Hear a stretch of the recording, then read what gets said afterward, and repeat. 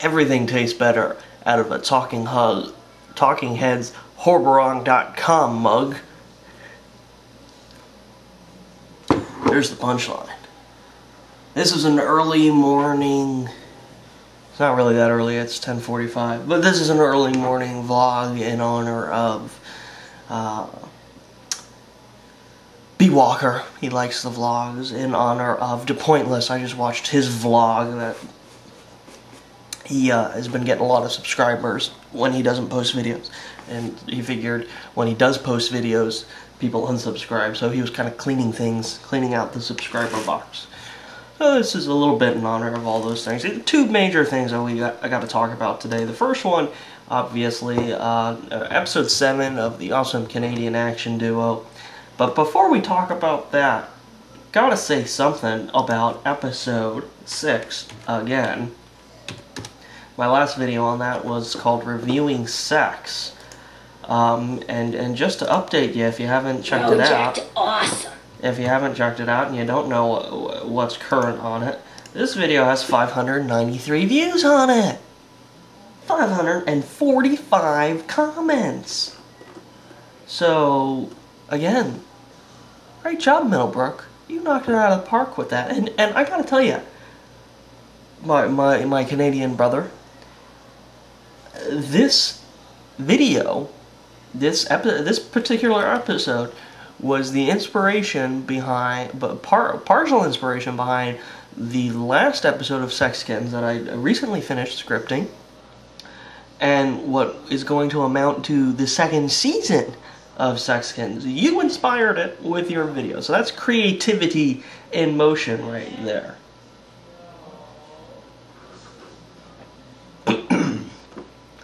So again, 593 views, 45 comments. Became a very big deal. Unfortunately, I'm not calling Middlebrook a one-hit wonder, but unfortunately his new episode, which was posted yesterday, is nothing. It is nothing like the last episode. I think, I don't know if it's official terminology, but I guess in series you have your done-in-ones, you know, a story that is contained to the one episode, and then you have the arcs, you know, a story that spans several episodes. And while season 2 of ACAD has an arc for the entire series, he has a number of done-in-ones, and episode 7 is one of those done-in-ones. It's just kind of this quick little gag. I think it's set up very well, and the punchline does come at the end. There's one detail. No, I don't think many people's watched it yet. So you go ahead and watch it now, and then come back. Pause the video. Go watch it. Come back.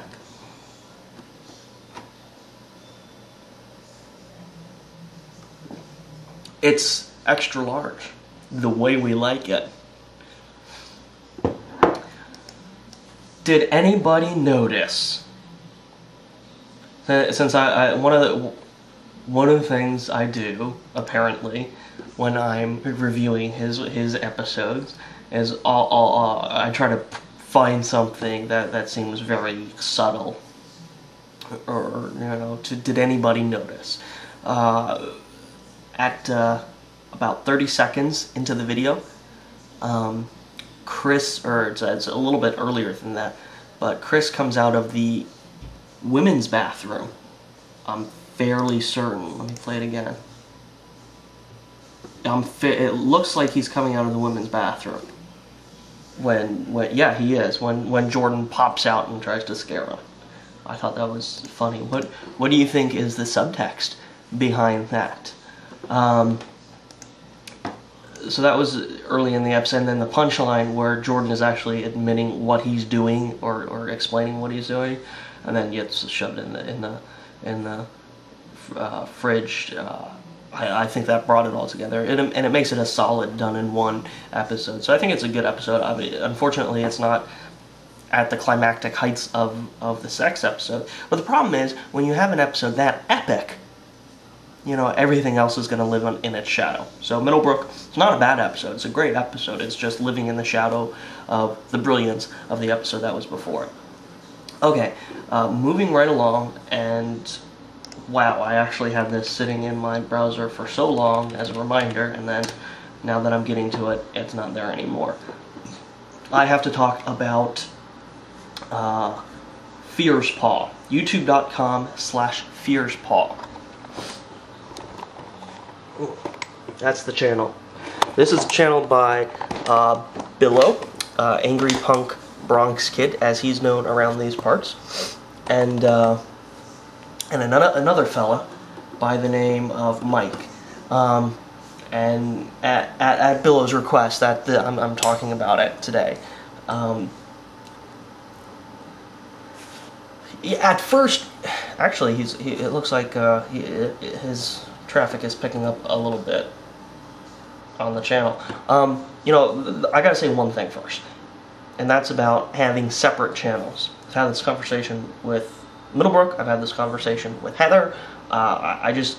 It's if you've established yourself to any degree on your own personal channel, and then you're gonna go and create a new show, a new product, don't, unless you are a partner with thousands and thousands of subscribers that are going to listen to you, excuse me, that are going to listen to you when you say you've got another channel, go to that.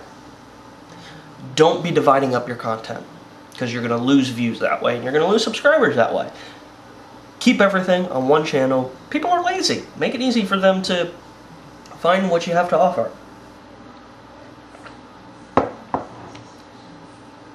Fierce Pirates and Witches is the name of the show that Billow and Mike are doing here, and the thumbnail description is that it's a series concerning two friends, Mike and Billow, living life in a safety bunker during the post-apocalypse. And basically that's kind of just the situation, and then it is very much a sitcom for the internet. That's the concept. And that's the situation, gets them in the room together, and what I really think is that it's a good vehicle for Billow to showcase his improvisational skills, and I think he's a very good improvisational actor, and he's incredibly funny, and I think this is a great showcase for that. So there are 3 videos currently posted on the website, and I actually haven't watched the 3rd one yet because it was just posted a short while ago. But go check it out. Check it out. See what I'm talking about with the Billow's comedy. He's very funny, I think, and I think it shows. And this is a good vehicle for that. Tell me what I'm missing.